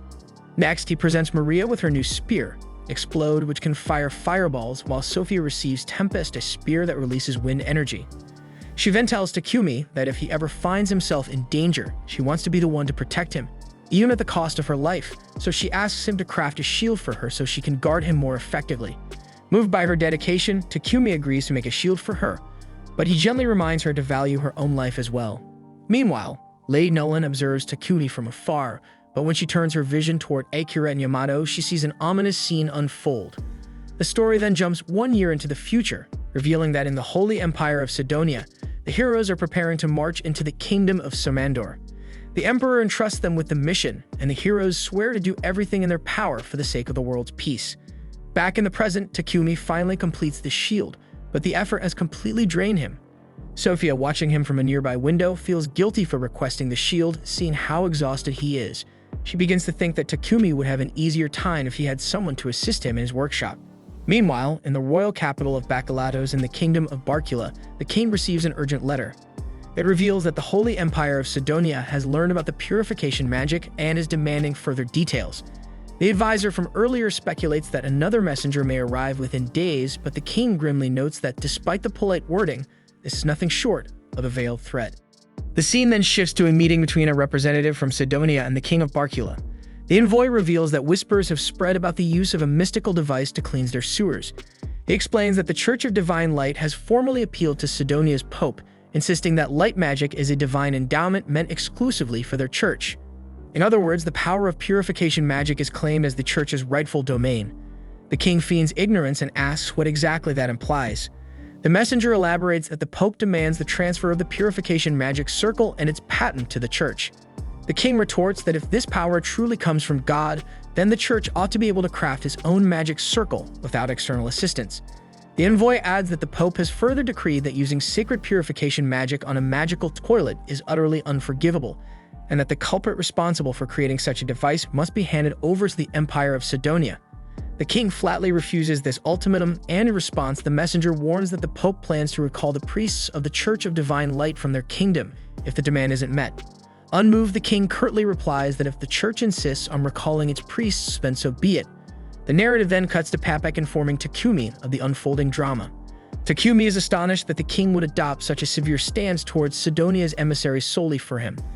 Papek reassures him that it isn't a major problem, but Takumi points out that such actions might turn the church against them. Papek then reveals that within this kingdom there exists another religious faction besides the Church of Divine Light, a fact that catches Takumi's attention as he deduces that he must be referring to the Church of Creation. Papek is surprised that Takumi is aware of this alternative faith and goes on to explain that the Church of Creation venerates Lady Nolan. Curious, Takumi asks which deity the Church of Divine Light worships, and Papek responds that they revere a god known as Anat. Shifting the conversation, Papek notes that the kingdom of Barkula prides itself on religious freedom, which has allowed the long-established Church of Creation to amass many followers. Unlike the Church of Divine Light, whose priests demand exorbitant fees for their recovery magic, the clergy of the Church of Creation performs similar feats merely as a gesture of goodwill. Realizing the implications, Takumi concludes that the Church of Divine Light is being bolstered by the Holy Empire of Sidonia, and he wisely decides that it would be best for him to steer clear of getting entangled with them. Papek then informs Takumi that he's actually here today with a special request. He explains that through Marquis Godwin, he had offered the king some samples of his innovative toilets and refrigerators, and in return, the king has requested a meeting with Takumi. Takumi is taken aback by this news, and Papek adds that although the king won't be angry if Takumi declines, his pleading puppy dog eyes tend to sway decisions regardless. Later, Takumi gathers his slaves and announces that he will be heading to the royal capital of Bakulatos, asking if any of them would like to accompany him. Excited at the prospect of visiting the capital for the first time, they all agree, and Takumi informs them that they'll be departing in a week, advising them to prepare in the meantime. Maria wonders aloud how long the journey will take, and Takumi explains that if they ride monster horses, it should take about a week, so Maria immediately points out that such a trip would require plenty of food. Leaving the logistics to Maria, Takumi then mentions that he plans to craft new cloaks for the group while they wait. Curious, the others ask why, and he reveals that Papek has secured some dark elemental magic stones for him.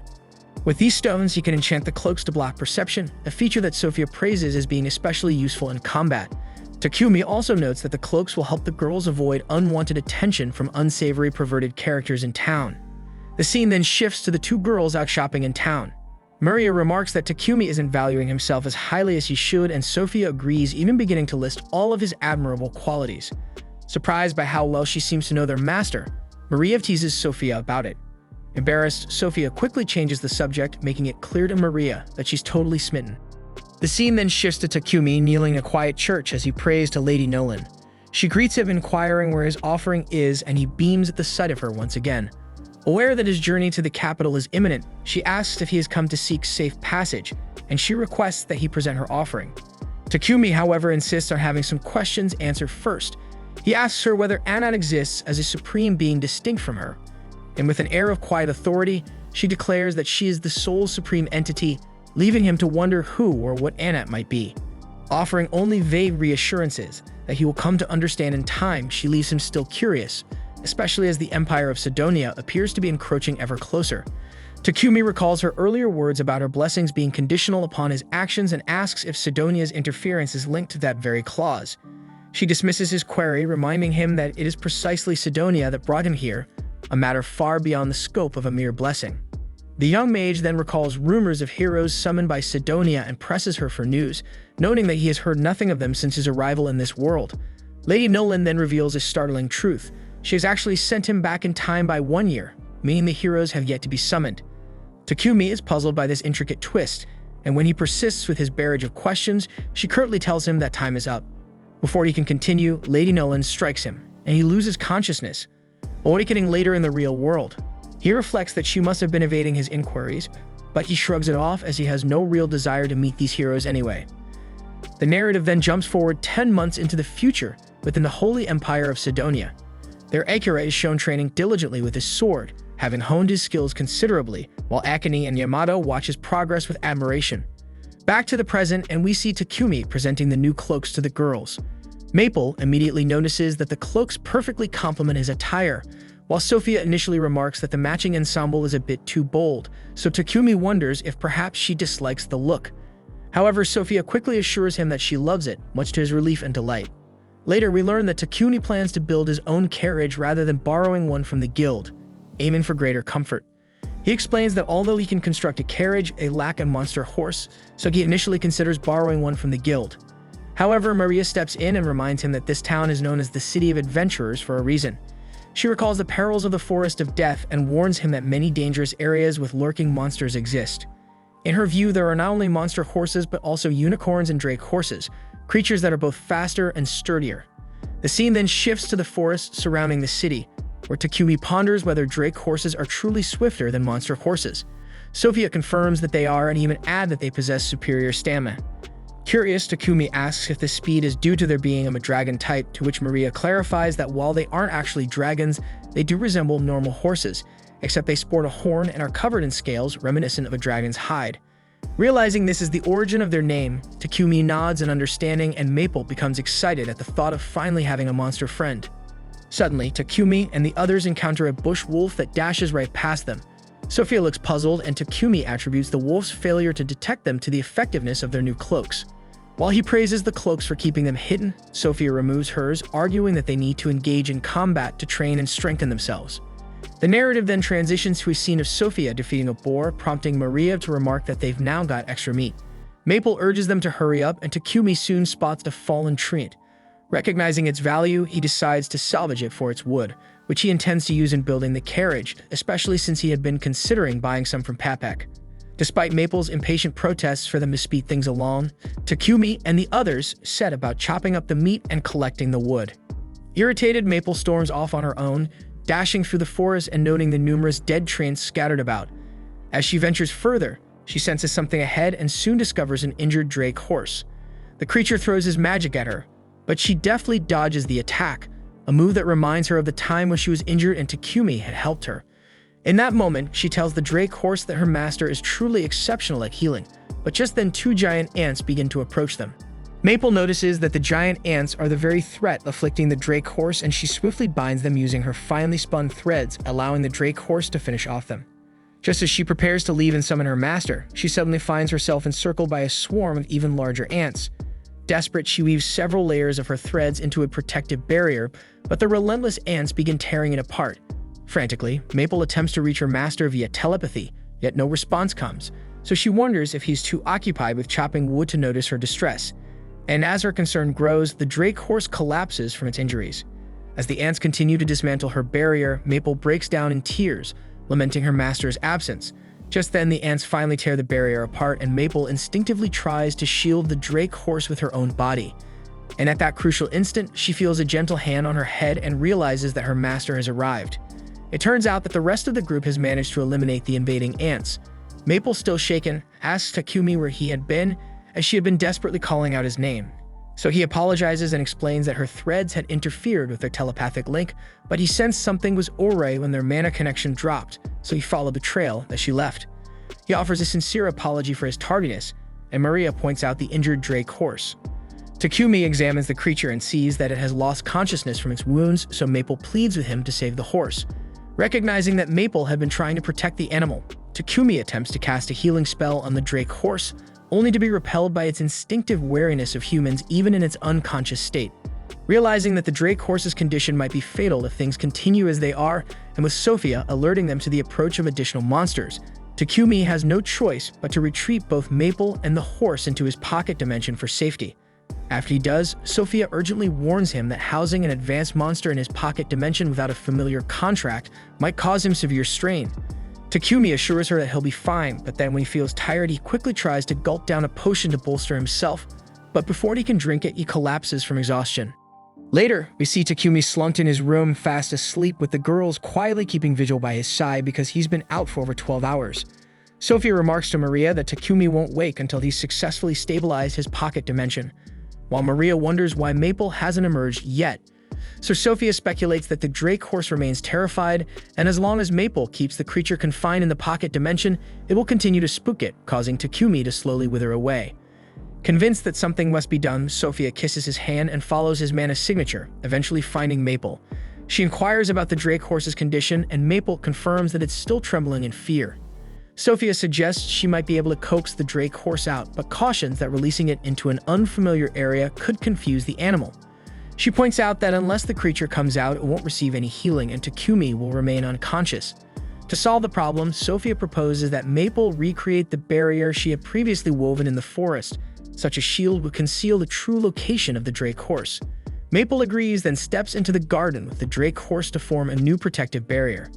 Meanwhile, Sophia intends to visit Papek's company to acquire some monster medicine, but Maria volunteers to go instead, urging Sophia to stay close to their master.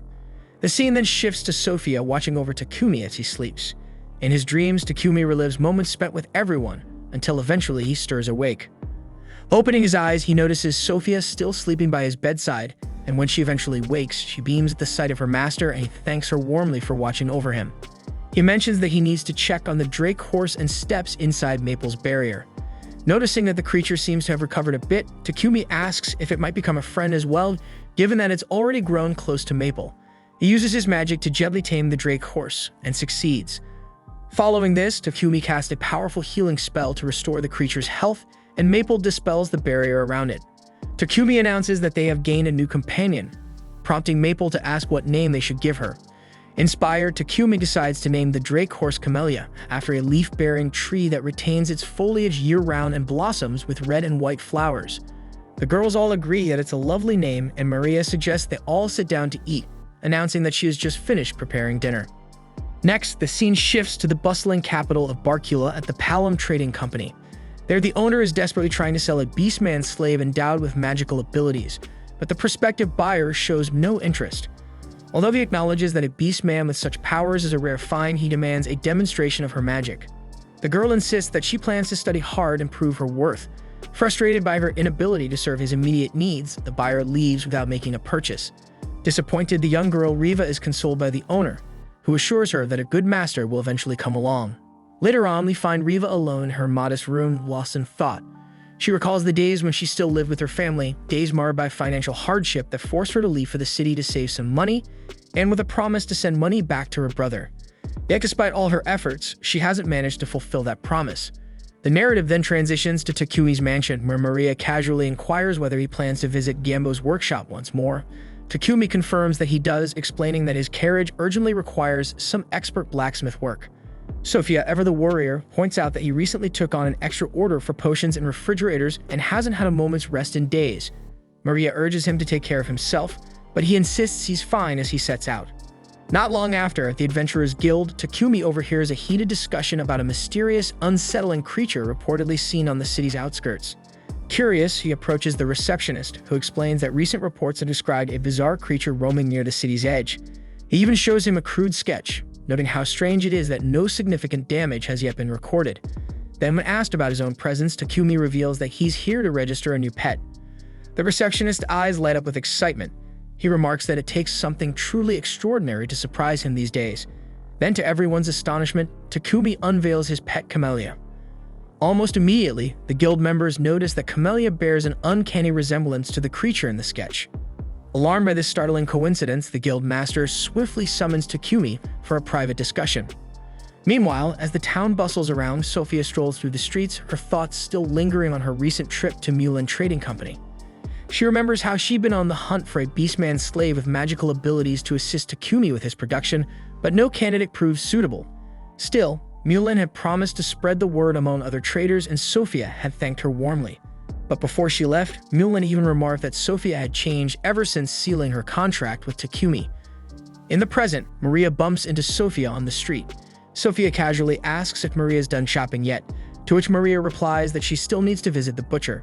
Sophia then confides that Takumi seems constantly worn out these days, and she wishes she could ease his burden by ensuring he gets plenty of nutrition.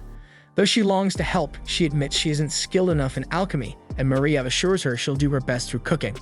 When Sophia offers to lend a hand, Maria insists that it's best if she sticks to her own duties.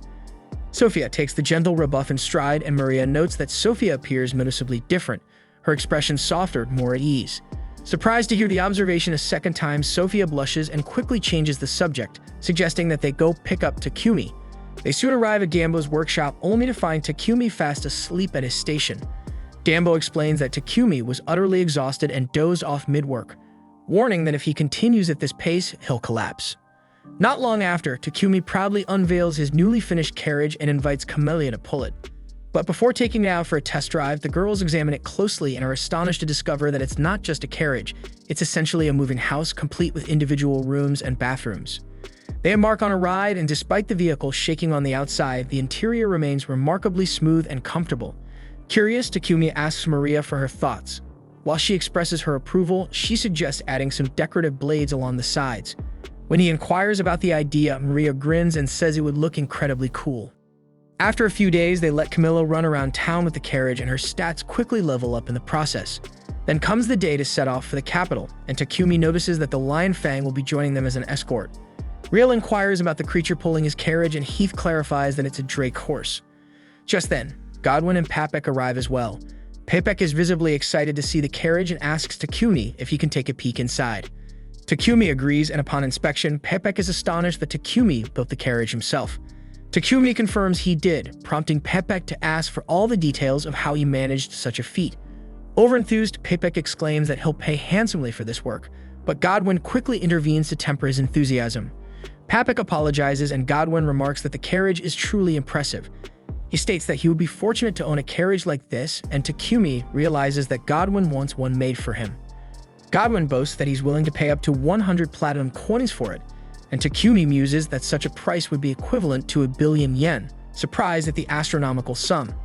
They then begin their journey to the capital, and along the way, Godwin praises Takumi for his significant contributions to his domain.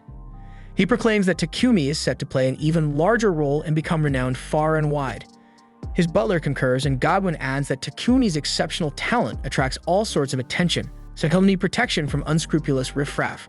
However, Godwin admits he can only manage threats within the kingdom. When it comes to Sidonia or other nations, he has no idea what schemes they might be plotting, so vigilance is key. The scene then shifts to Sidonia, several months in the future, where we see Akane reading that the goddess Anat created mankind in her own image and then fashioned the beast men from wild creatures to serve humanity. Then she created the elves and dwarves, placing them beneath mankind in hierarchy. Akane then glances at a slave collar from the beast men displayed in her room and feels a deep sense of disgust. Meanwhile, Takumi and his entourage arrive at the capital of Bakalatos, and Takumi is relieved that they didn't encounter any monster trouble along the way. Riel mentions that they did, but thanks to Takumi's loyal slaves and pets, the creatures were wiped out in an instant, leaving them with little extra work. Papek then informs Takumi that he'd like to discuss something with him once they reach the inn. At the inn, Papek reveals to Takumi that he intends to gift the king a carriage similar to Takumi's own masterpiece. He explains that he has already spoken with Godwin about it, and they both agree that presenting such a carriage is the best way to demonstrate Takumi's exceptional talent to the king. With an audience scheduled with the monarch in 5 days, Papek expresses concern that building a carriage in such a short time would be challenging if done in Bolton. He asks Takumi to begin work as soon as they return there. However, Takumi insists that he can construct it here, noting that hauling a carriage back from Bolton would be too much effort. He adds that he can manage with the materials he currently has, but he will need adequate workspace, and Pepek promises to take care of that. Later, Takumi is seen discussing the new project with his slaves. He explains that Pepek has arranged for him to operate out of the garden of the Palom Company. Sophia chimes in, mentioning that she's heard of this company, a reputable slave-trading enterprise run by a man named Burton, and advises that Takumi should secure an assistant to help with the work. Maria then points out that he barely rested before this trip, and now he's diving back into production without a break. She cautions that this is reckless even for him, but Takumi assures them that he isn't truly tired. Sophia is still upbeat about the prospect of working with the Palom Company, suggests that Takumi should purchase another slave. Takumi initially declines, insisting that having just the two he already works with is sufficient. However, Sophia presses on, arguing that since neither of them can assist him with alchemy, an extra hand would be invaluable. In the end, Takumi relents and agrees to buy another slave, and they ask that the new recruit must be a woman, and he accepts this without further protest. The next day, Takumi arrives at the company and asks Burton for a slave who can assist him with his alchemy work. Burton remarks that he's heard Takumi is using alchemy to construct a carriage forged from mithril and adamantite, and he believes such a project requires someone with considerable magical aptitude. Meanwhile, in the company's garden, Maria and Sophia discover that they've lost sight of Maple. Maria, deeply worried because Maple had mentioned she wanted to explore the company's various buildings, urges Sophia to search for her. Sophia scores one of the buildings but finds no trace of Maple until she suddenly hears a scream. Rushing toward the sound, she finds Maple there with Riva trembling nearby. Although Maple tries to calm Riva, her efforts are insufficient, so Sophia steps in to help her up and gently soothe her. While assisting, Sophia notices an old book scattered on the floor. Riva explains that it's an encyclopedia on Arnold-style alchemy, a renowned primer for grasping the fundamentals of alchemy. Later, as Sophia returns to the garden, she runs into Takumi, who invites her to join him as he meets a prospective slave candidate. To their surprise, the candidate turns out to be none other than Riva. Burton formally introduces them, and Takumi explains the nature of his work. Eager to prove herself this time, Riva admits she's interested in alchemy, though she hesitates as she recalls the harsh words of her previous buyer, revealing that she still feels unsure about her abilities. Sophia then tells Takumi that Riva has been self-studying magic on her own here.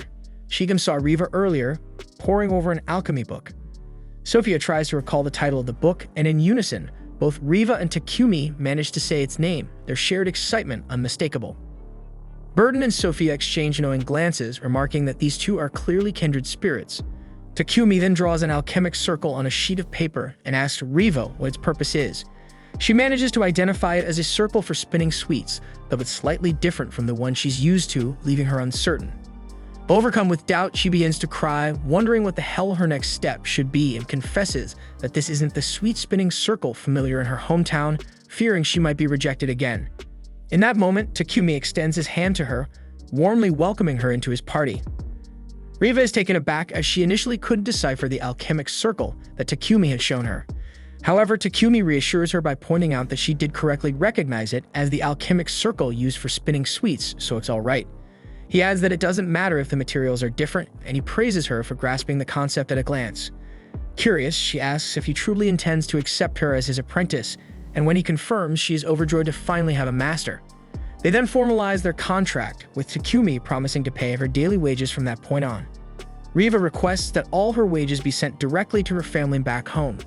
Surprised, Takumi asks if she means every single coin, and she nods, explaining that her family is very poor.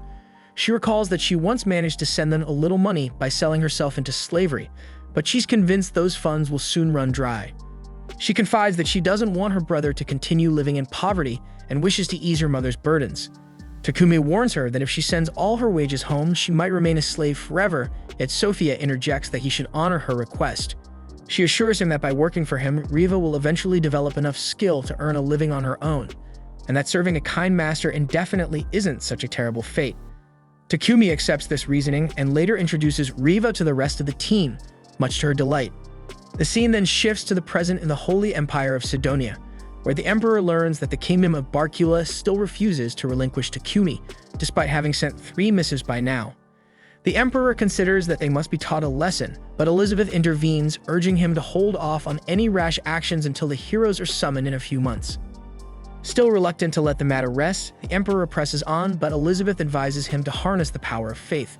She explains that they will spread word that someone is disrespecting the Church of Divine Light, a move sure to incite the anger of its faithful. Moreover, she warns that the Church of Divine Light Squadron will not stand idly by when such sacrilege occurs. The scene then shifts to Takumi constructing the frame for his new carriage.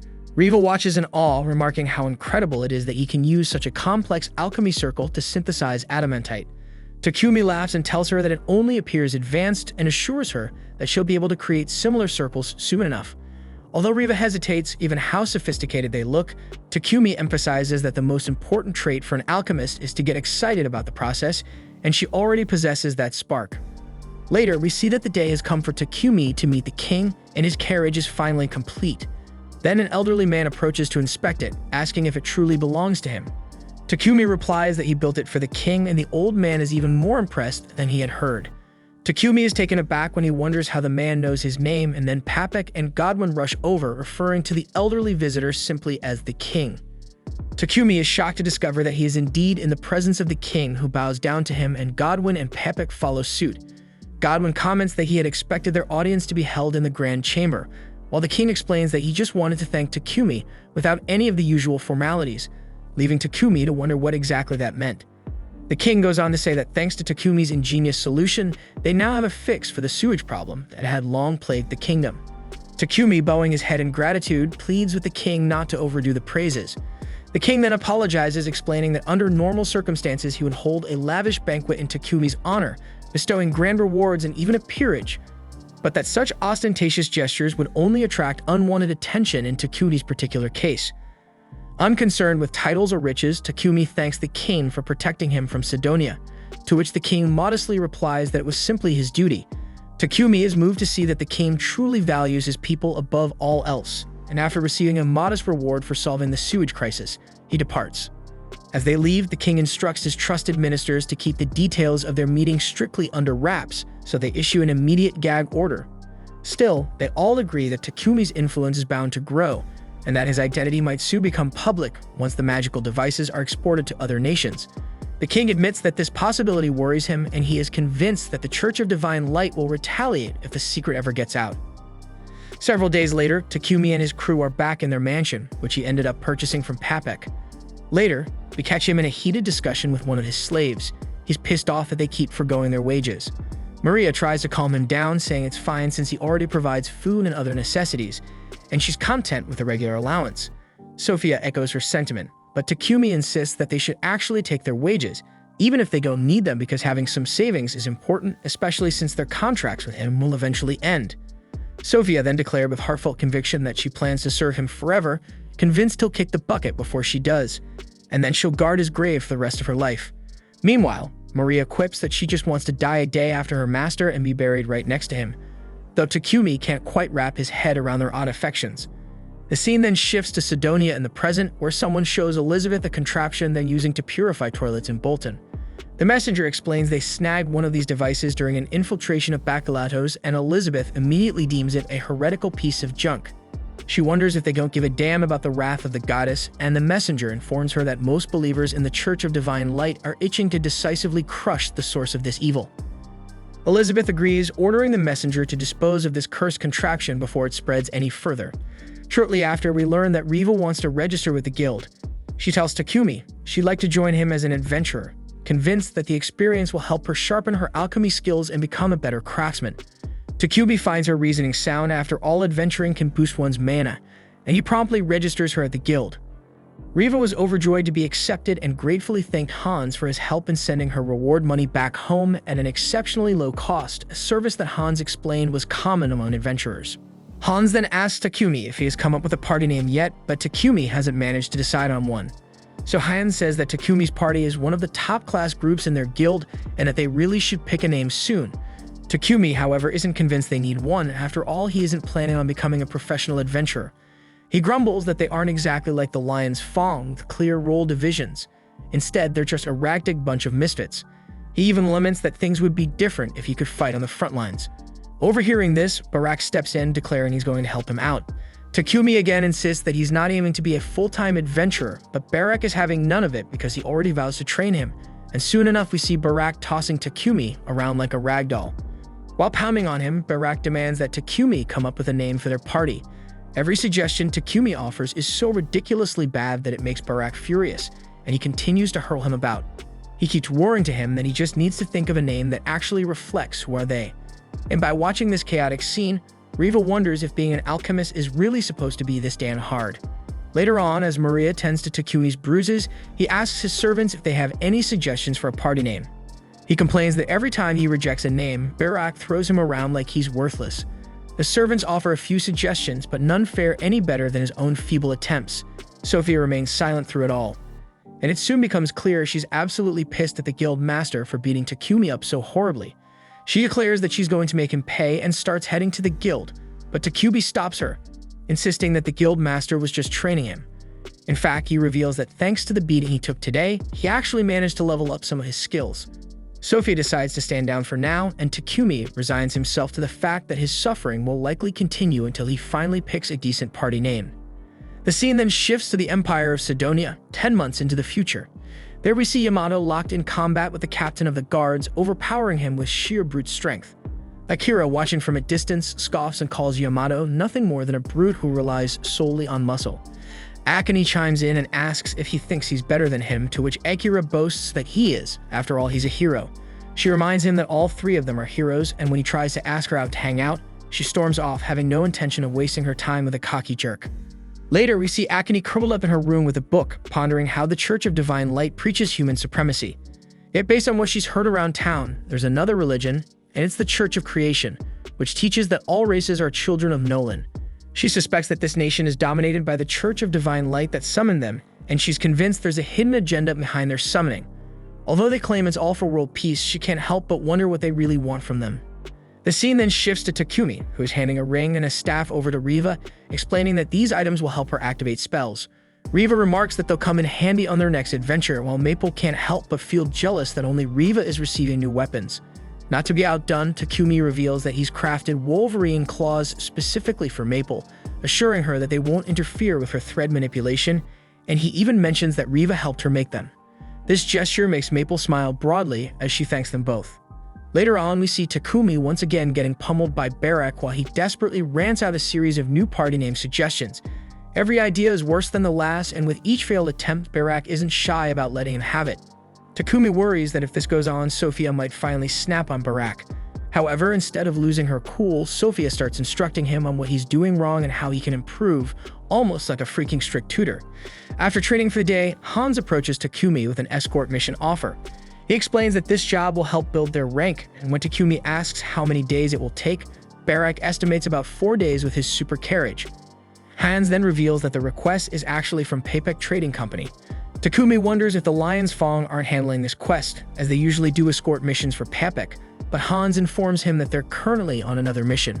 Realizing that they're acting as backup, Takumi hesitates over accepting the quest, but his slaves insist, so he eventually agrees. They set off, and Hans hopes that by the time they return, they'll have finally settled on a proper party name. Later, we see Takumi and his group escorting Thomas along with several of Papek's shipments. Thomas expresses his relief at having such capable guardians by his side, and Takumi, ever vigilant, hopes that no monster attacks will occur along the way.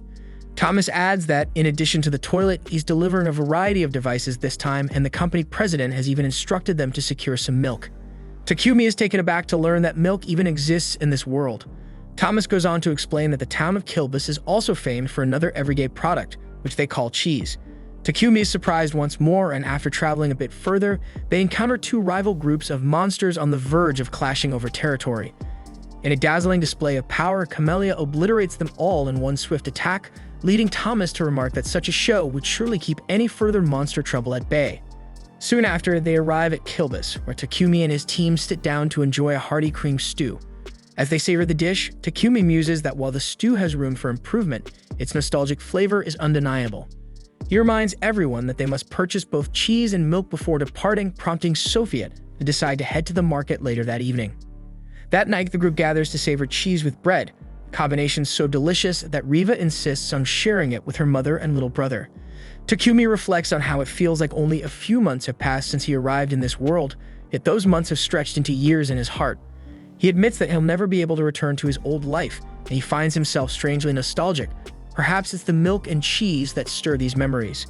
Curiously, he asks Sophia if they have rice in this world, and she replies that while grain is available in the kingdom of Samandor, rice is not found in Bolton.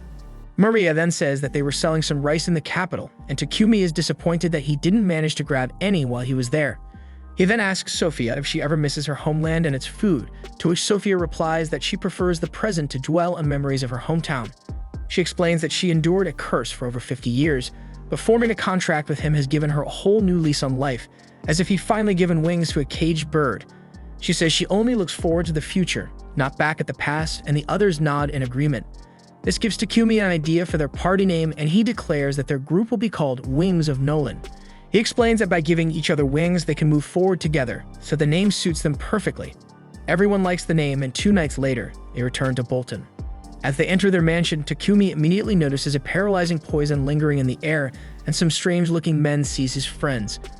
One of them approaches him with a knife intent on killing him, but Maple swiftly disarms the assailant, and Takumi follows up with a powerful hit to his stomach. The other attacker then lunges at Takumi, but he counters with some new wrestling moves, taking him down quickly before finishing him off with a punch to the guts. Afterward, he heals his friends, and Sophia apologizes for failing to protect him. Takumi shrugs it off, and Maria inquires how he managed to avoid paralysis. He explains that both he and Maple have developed poison and paralysis resistance, though he admits he still feels a bit numb.